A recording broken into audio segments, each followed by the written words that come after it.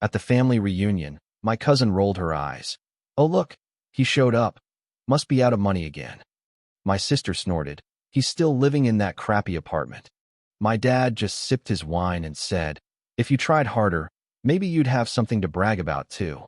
I just smiled, waited until everyone had a plate of food, then walked over to the event coordinator and said, "You can cancel the payment. They'll be covering it themselves now." I, 32M, stood in the corner of the banquet hall, watching my family mill around with champagne flutes and practice smiles. The reunion happened every year. Same venue, same people, same tired conversations about who bought what house and whose kid got into which college. I'd been dreading this for weeks, but something told me to show up anyway. Maybe it was curiosity. Maybe it was hope that things would be different this time. They weren't. My cousin spotted me first. She'd always been the type to notice things she could comment on, and her eyes rolled so dramatically I could see it from across the room. She leaned over to my sister and said something that made them both laugh. I knew what was coming before the words even reached me. She raised her voice just enough for others to hear, asking if I was out of money again and needed to mooch off the family. My sister joined in, mentioning my apartment with that particular sneer she'd perfected over the years. The place was small, sure, but it was mine and I'd worked hard for it. Dad didn't look up from his wine glass. He just took a long sip and mentioned something about trying harder if I wanted anything worth bragging about.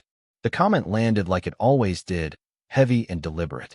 A few relatives nearby pretended they hadn't heard, suddenly very interested in the appetizers.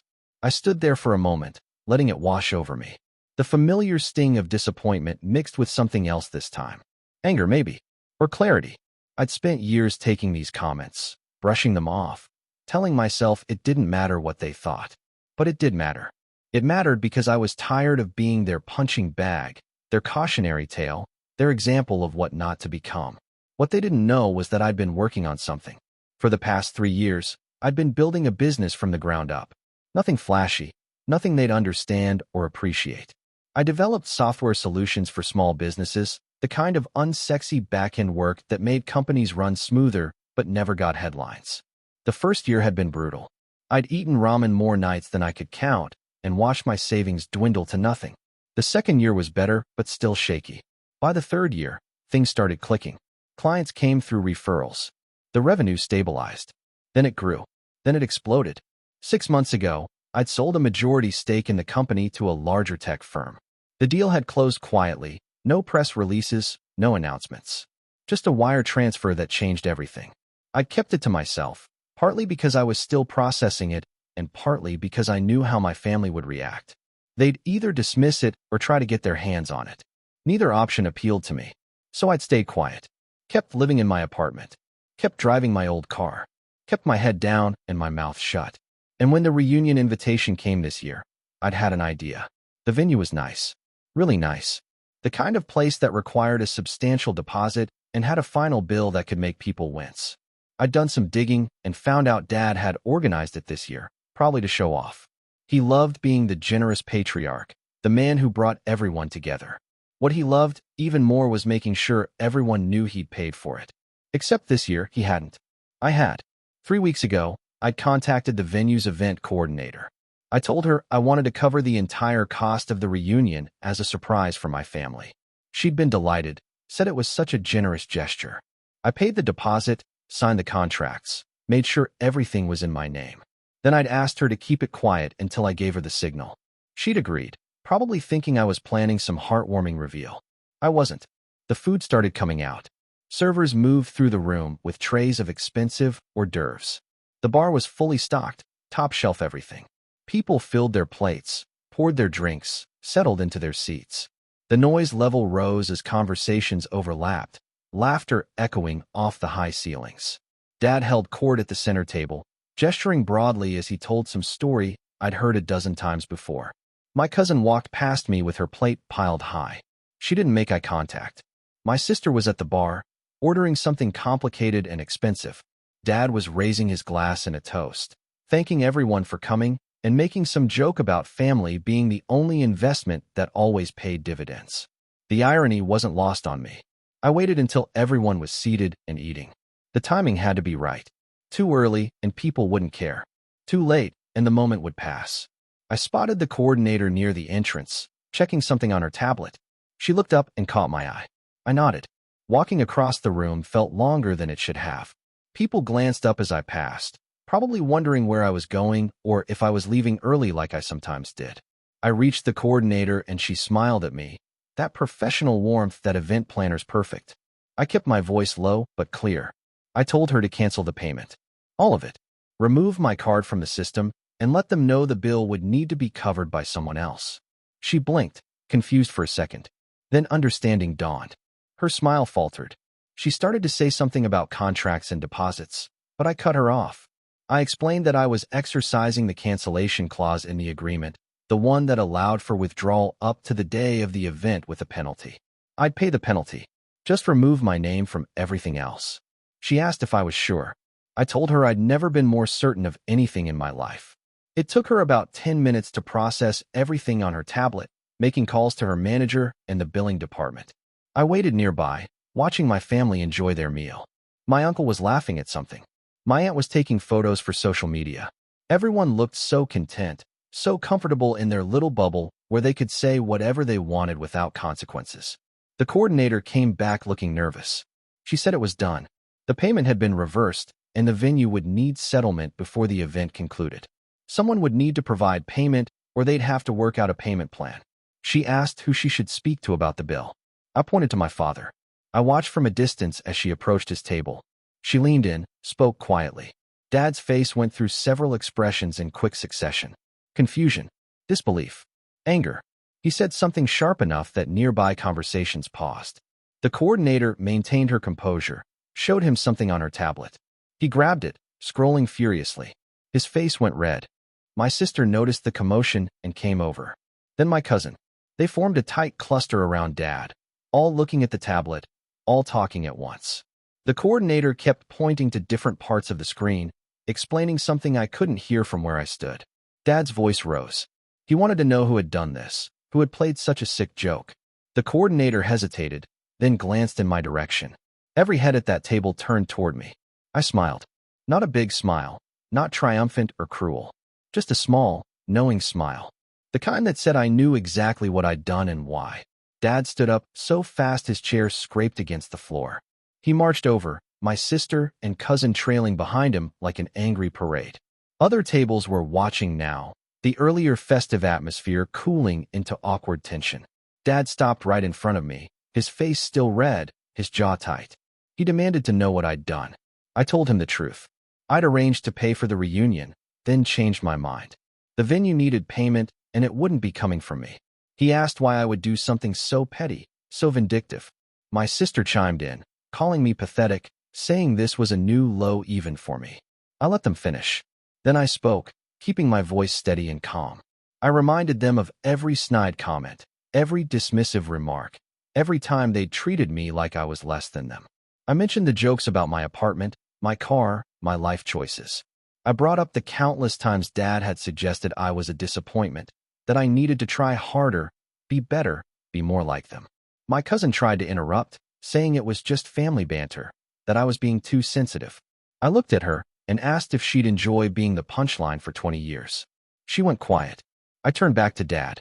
I told him I'd paid for this reunion because I wanted to do something nice, to show that despite everything, I still cared about this family.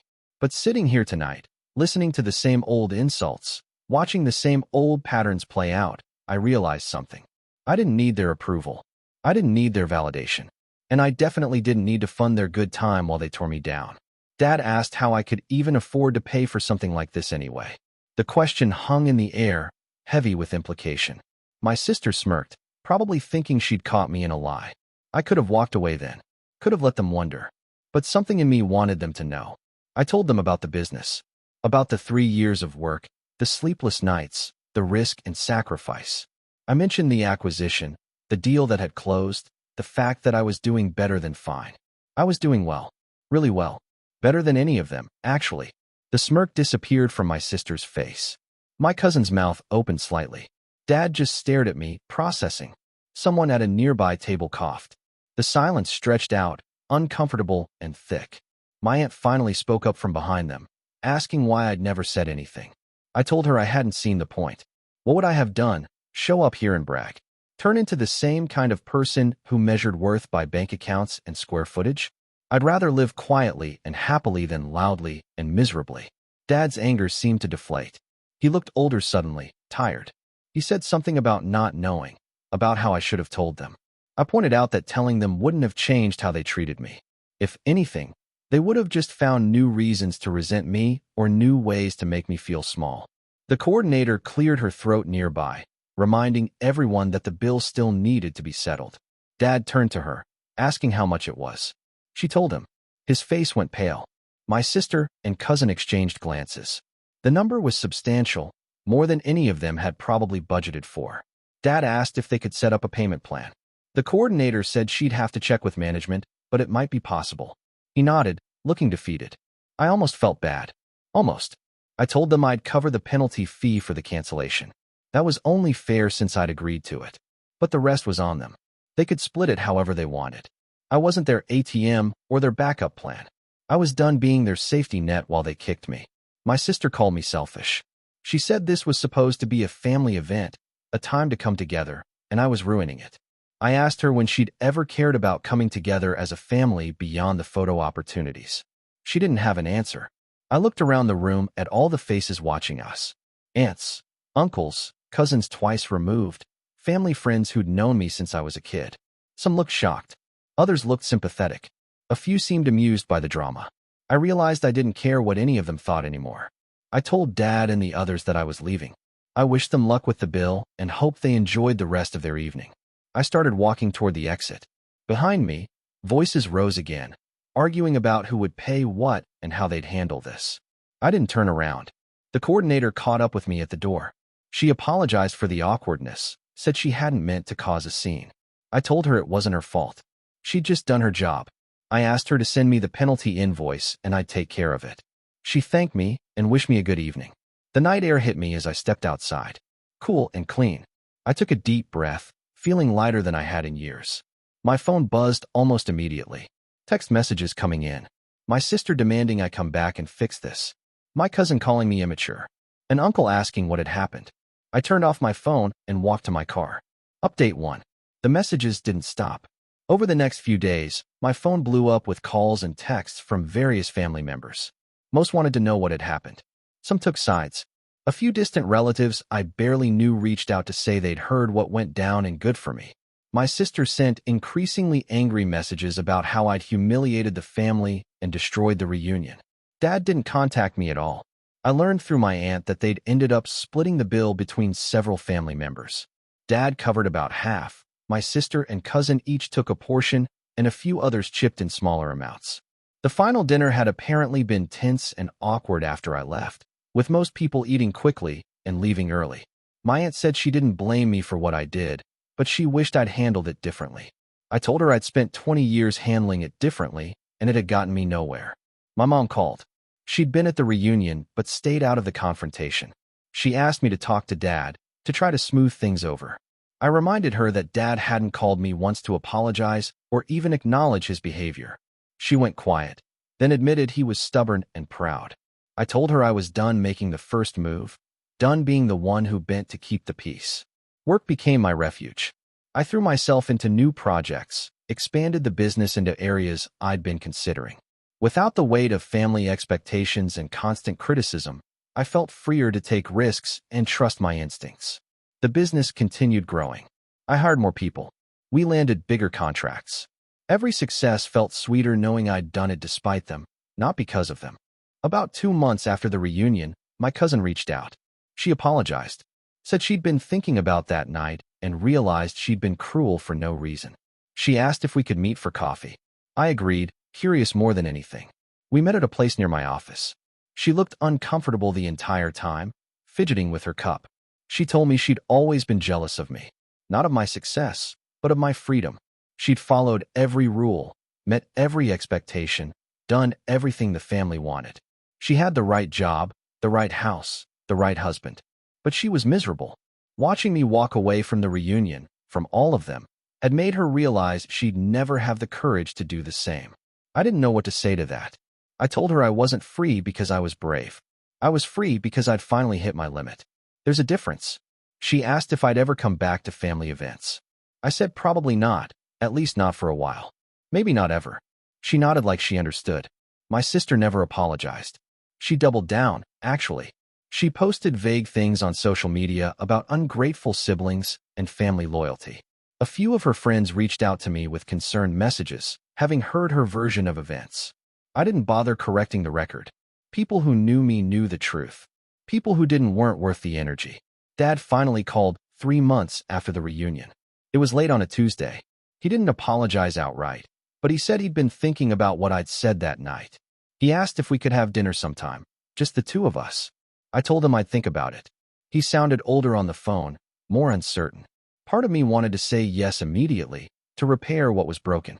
But another part remembered every time he'd made me feel small, every casual cruelty disguised as advice. I told him I needed time. He accepted that. We haven't had that dinner yet. Maybe we will eventually.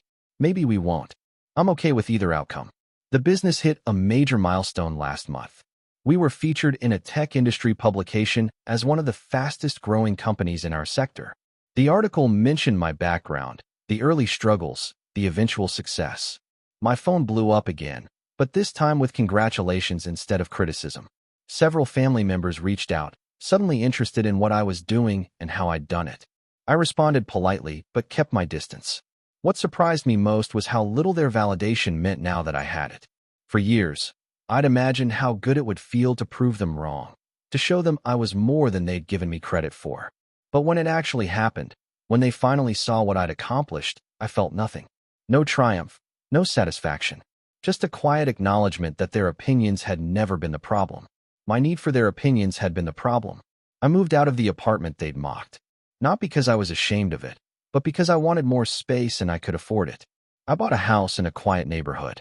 Nothing ostentatious, just comfortable and mine. I didn't tell anyone in the family about it. Didn't send pictures or invite them over. It wasn't about hiding my success. It was about protecting my peace. My aunt visited once. She'd asked if she could see the new place, and I'd agreed. She walked through the rooms, admiring the space and the light. Before she left, she hugged me and said she was proud of me. Not for the money or the business, but for standing up for myself. That meant more than all the congratulations from everyone else combined. I still think about that night at the reunion sometimes. The look on their faces when they realized what I'd done.